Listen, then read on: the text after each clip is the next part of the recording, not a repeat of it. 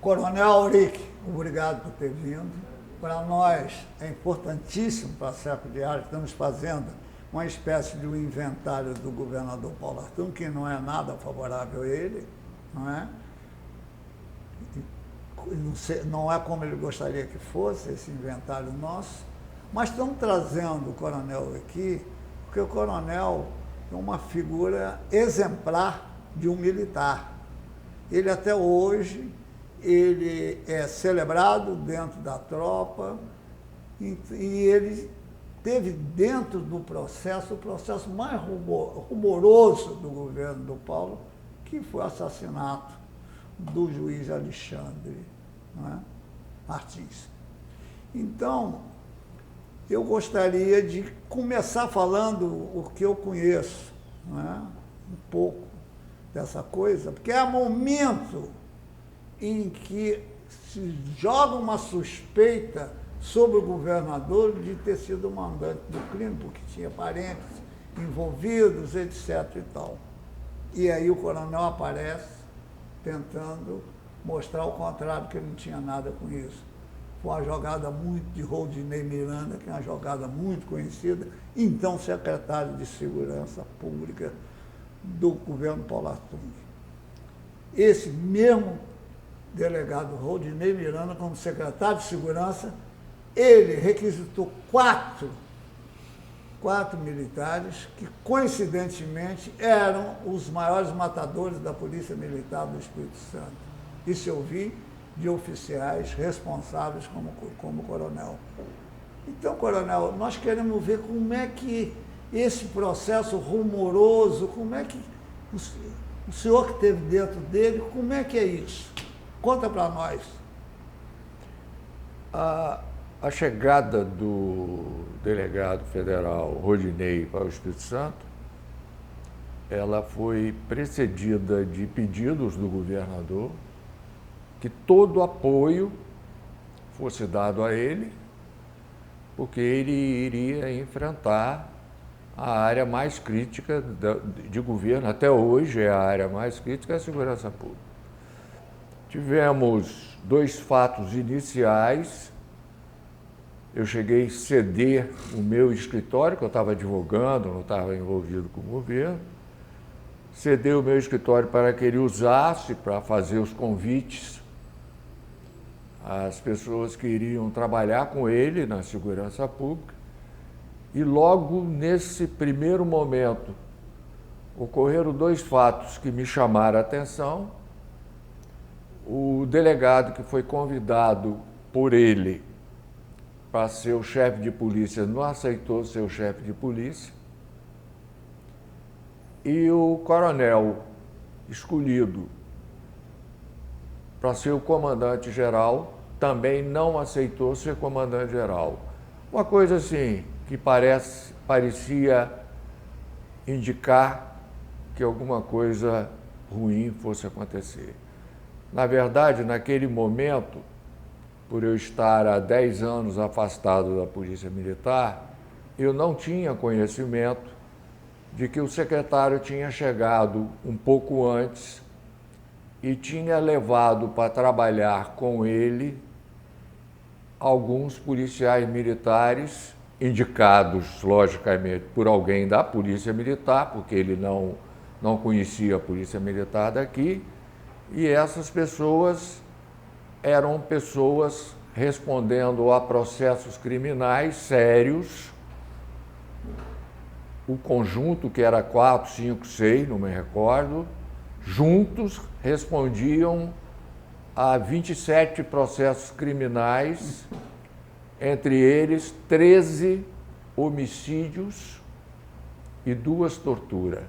Quer dizer, as pessoas que estavam na ativa, que era o caso do coronel e do delegado, eles estavam observando as coisas e não participaram. O coronel pediu passagem para a reserva, foi colocado outro, e o delegado foi ser corregedor e depois se aposentou e saiu.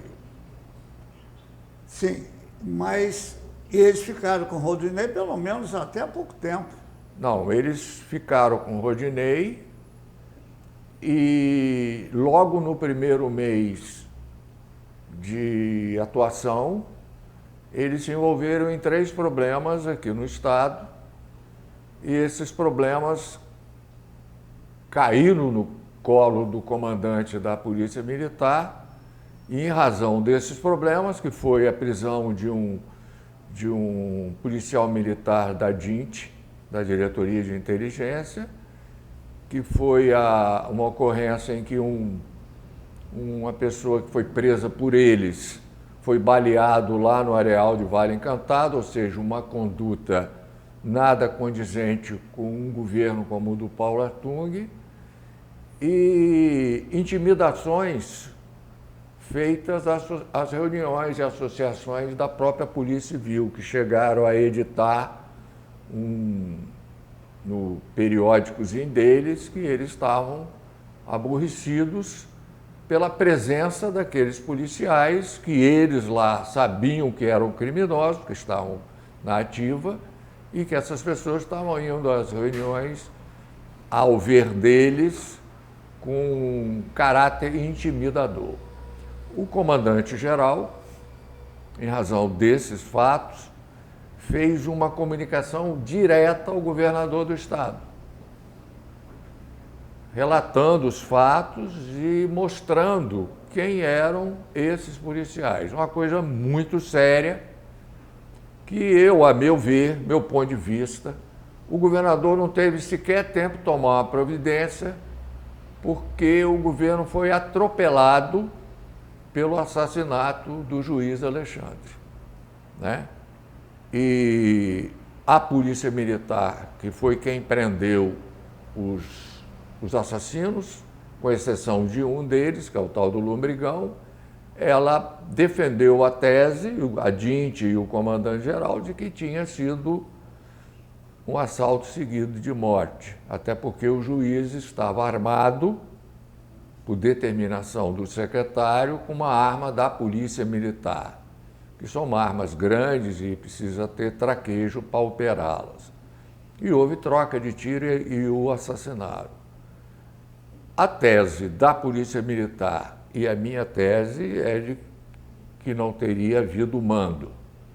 Mas, imediatamente no dia seguinte, na presença do comandante-geral e da delegada-chefe de polícia, o secretário informou à sociedade que havia crime de mando, havia o envolvimento do Coronel Ferreira, uma pessoa publicamente conhecida aqui por envolvimento em crimes, e um homem muito poderoso do Estado.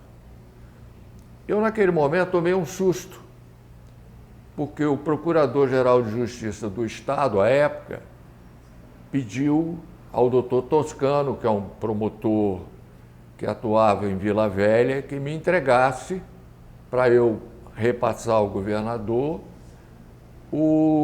as declarações prestadas pela personal trainer Júlia, que atendia o juiz assassinado, tinha uma relação pessoal muito próxima a ele, e ela prestou uma declaração na polícia e depois confirmou em juízo de que o juiz temia ser morto pelo Paulo Artung. Quer dizer, o Procurador-Geral de Justiça ficou preocupado com aquilo, porque ele entendeu desconectado também, e pediram, através de Toscano, que eu passasse para o Paulo, e eu passei. Eu sei, mas nesse momento o coronel entrou para desmanchar essa história do mando. Eu entrei para desmanchar a história do mando porque eu tive, em razão de Ferreira, eu tive uma coincidência de acompanhar uma pessoa para ser ouvida pelo Ministério Público do Estado num crime ocorrido em Colatina. Assassinaram lá um pistoleiro que vivia matando os outros lá, e essa pessoa foi ouvida nesse inquérito, aqui em Vitória, pelo Ministério Público. acompanhei um empresário, e ao término do depoimento dele, um dos promotores de justiça fez um comentário, isso é 2002, novembro de 2002, fez um comentário de que eles estavam transferindo o Ferreira para o Acre exatamente para evitar essas interferências que o Ferreira tinha no crime de assassinato, de morte no norte do estado. Terminamos, assinamos, desci com o meu cliente e falei com ele, ó, silêncio total, porque ninguém sabe disso. Isso foi passado para você, até com o risco de você conversar com ele, que provavelmente está sendo monitorado. Ele não conversou nada, realmente, 2 dias depois, Ferreira foi transferido para o Acre. E logo a seguir, eu recebo um telefonema desse cliente de que Ferreira tinha usado o telefone e ligado para várias pessoas de Colatina, um médico, gente conhecida, que eu sou nascido lá. Eu falei, negativo, imediatamente aqui, amanhã, que o senhor vai denunciar que ele está usando os telefones da prisão para se comunicar com Colatina e com o Espírito Santo. Eu fiz e fizemos de maneira oficial ao Ministério Público do Estado. Ora, com a declaração de que o crime houve participação do Ferreira, estando numa prisão federal, em que o procurador da República do Espírito Santo, Ronaldo Albo, me disse que ele era uma prisão em que as pessoas ficavam permanentemente sendo monitoradas, porque eu fiquei preocupado com o meu cliente, ser envolvido em algum outro problema. Eu não podia acreditar que ele tivesse, dentro de uma prisão federal, conseguido articular um crime daquele tipo, em que passava muito mais ter sido uma tentativa de assalto do que um crime de mando. A motocicleta usada era uma motocicleta identificada, os criminosos eram criminosos de baixo poder ofensivo, não eram pistoleiros profissionais, e a inserção do governador me incomodou porque eu passei a achar que estava se construindo uma história para colocar o governador refém. Olha, até hoje essa coisa, o governador sempre teve muita preocupação com Rodinei Miranda. Foi ele que o fez praticamente deputado estadual, na época que ele era o bambambam da política no Espírito Santo, tinha um controle geral, fez prefeito, essas coisas todas. Quer dizer, entre eles sempre houve uma situação permanente. Agora, o que o coronel sabe, como eu, que acompanhei muito esse crime, eles arrumaram um bode expiatório que foi o juiz Leopoldo. Eu fui lá ver como eles disseram que o Leopoldo estava presente nessa coisa e não consegui identificar. E nesse momento que criminalizam o Leopoldo como mandante da morte por razões de confrontos dentro da justiça, aparece um delegado e quem trabalha nesse processo são 2 homens desses 4 que estavam à disposição do Rodinei Miranda, não é isso? Na verdade... Que de onde você ia ver não tinha como ele ter... Eu como policial, não conseguia... policial e tendo construído a minha vida toda no Espírito Santo de policial, conhecendo os personagens, conhecendo os fatos anteriores, eu sabia, por exemplo, que o Weber Valença, um sargento da PM, não tem ligação com Ferreira. São facções distintas. Convive, mas são facções distintas.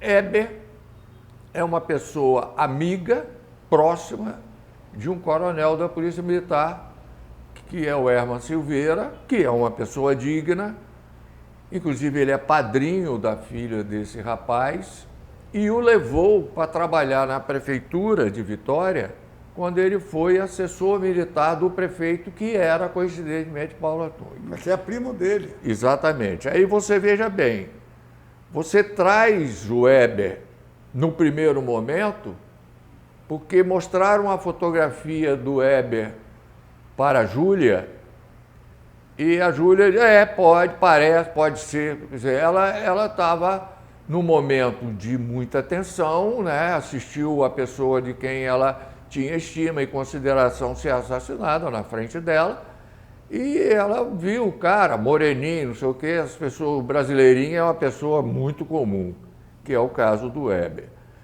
E ele figurou como... Mas ele foi motorista, inclusive, do Paulo Antunes. Foi. Ele figurou no primeiro momento... Não se esqueça que eu estou dentro desse processo também como repórter atrás disso. Na verdade, essa história exige coerência e consciência, né? Porque o tempo é o senhor da razão e uma pessoa ficar 10, 12 anos respondendo por um crime, como foi o caso do Calu, e ser absolvido, é algo muito sério, né? É uma destruição muito séria. Mas esse rapaz foi preso, no primeiro momento, como suspeito de ser o pistoleiro assassino. E aí ele, posteriormente, virou o intermediário, né? Isso o comandante-geral da Polícia Militar, que estava acompanhando as investigações, né? Porque a preocupação era muito grande, um crime de um juiz e o envolvimento do nome do governador do estado. E ele estava acompanhando de perto. E ele, de provável pistoleiro, virou efetivamente intermediário do crime, quer dizer, de Ferreira, porque até agora não existe mais o Calu, o juiz não foi julgado, então era Ferreira que de dentro de uma prisão federal. O juiz ainda vai ser julgado. Sim, mas o Ferreira está condenado.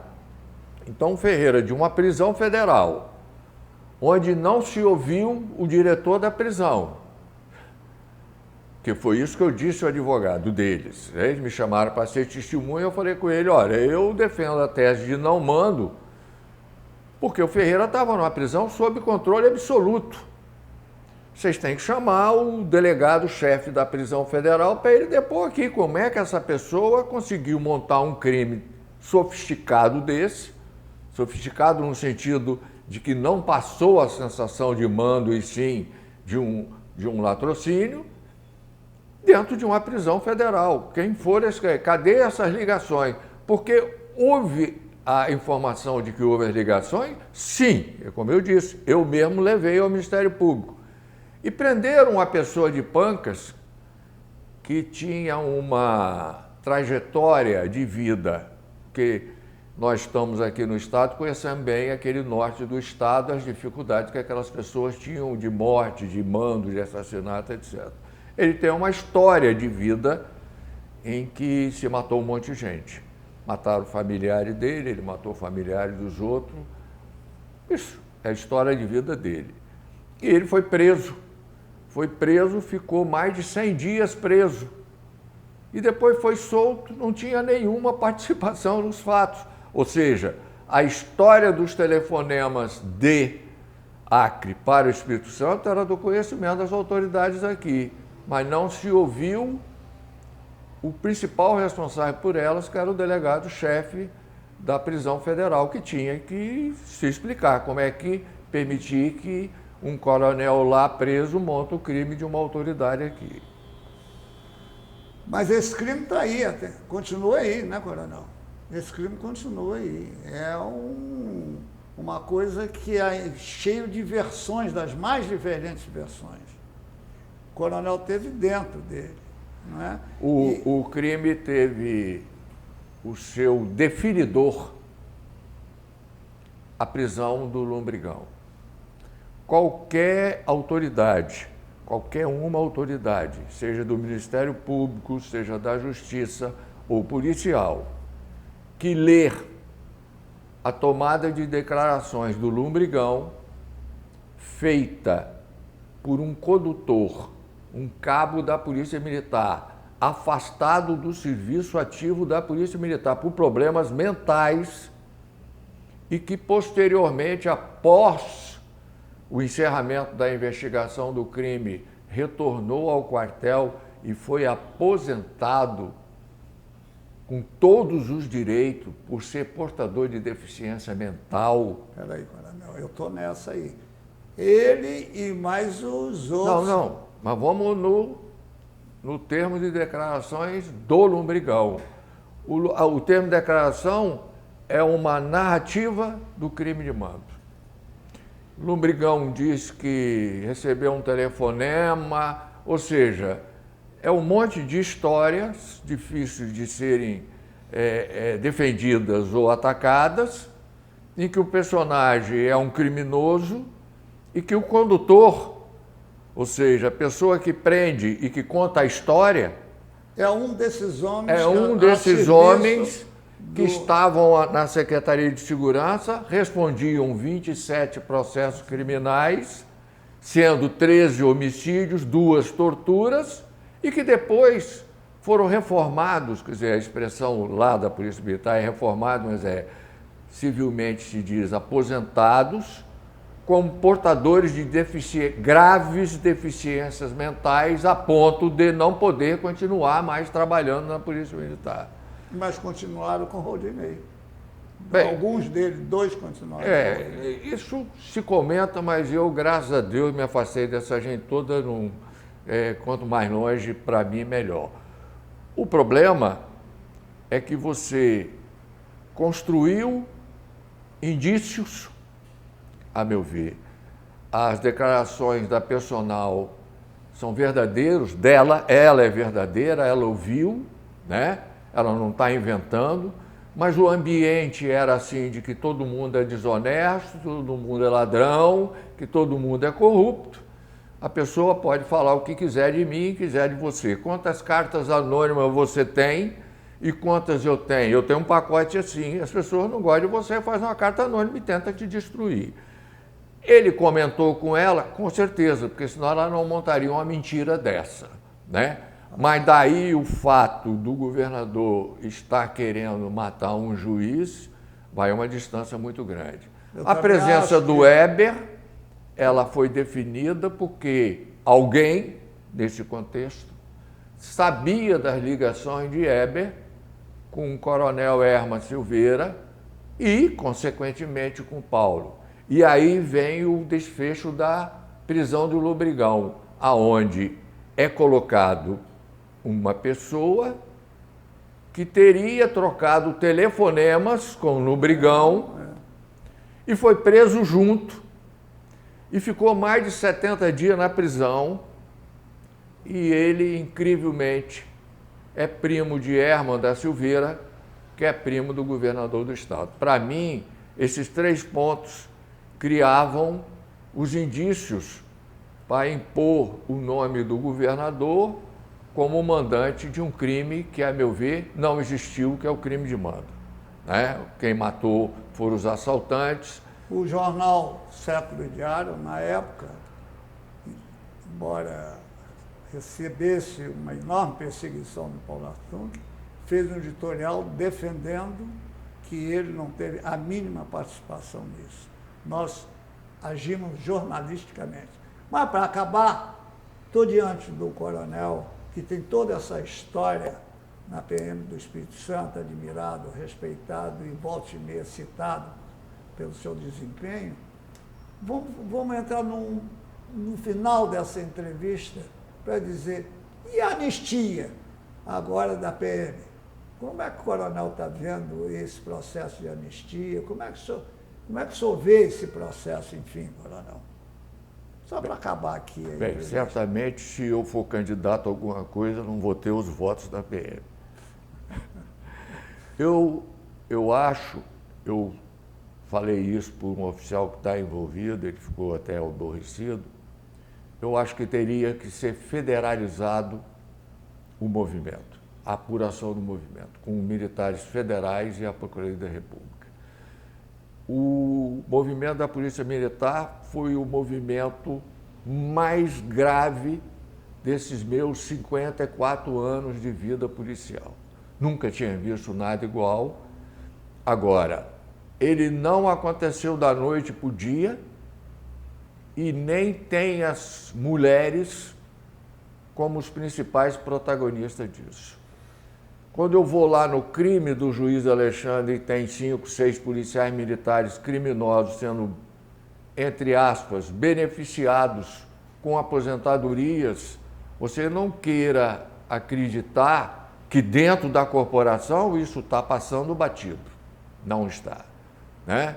Você tem a Polícia Militar com vários anos sem regularização salarial e que quem está em cima passa dificuldade, mas quem está embaixo tem uma dificuldade horrorosa. O policial militar, o soldado, é uma figura complexa no sistema policial brasileiro que já devia ter sido modificado há muitos anos. Ele é um sistema vencido, né? Você tem uma dicotomia no Estado e você tem a figura principal da polícia, que é o soldado. Que quem resolve problemas noite afora aí não é tenente, capitão, general, é o soldado. E esse homem tem um salário aviltado, uma severa fiscalização, ele é o esbarro de tudo, e essas coisas deveriam ser bem investigadas para saber o que levou a essa tragédia para o Espírito Santo, que foi o movimento da Polícia Militar. Mexer em regras salariais, as leis de efetivo da Polícia Militar hoje, como diz o governador lá do Rio de Janeiro, a pirâmide está de cabeça para baixo. Nós temos um monte de problema que precisamos regularizar para evitar que o Espírito Santo fique sem a Polícia Militar, que faz a polícia ostensiva, a preservação da ordem. Por isso, eu sou a favor da federalização. Como, desde o primeiro momento, fui a favor de federalizar o crime do juiz Alexandre. Eu acho que, federalizando o crime, não teríamos esse bababá que temos hoje, como não tivemos no crime do padre Gabriel Maire, que eu era o secretário. Quando eu vi o burburinho de mandante, coisa e tal, eu fui governador, federaliza logo para o Estado não se responsabilizar. Foi federalizado 2 vezes. Uma na época do assassinato e uma agora recente, 2, 3 anos atrás, e não tem crime de mando, né? Como federalizamos o crime da Maria Nilce, que merece um livro, pela história que tem de pano de fundo o assassinato daquela moça. Mas, se você quiser um dia, eu venho cá discutir segurança pública com você, para você mostrar aos seus leitores. Tá bom, obrigado, coronel, por ter vindo, obrigado por ter tido, como é inerente ao seu prestígio como oficial, a coragem de contar essas coisas todas e de ser justo, em vez de ser injusto com o ex-governador Paulo Artur, que hoje eu acho que vocês não têm nem mais relação. Muito obrigado, coronel.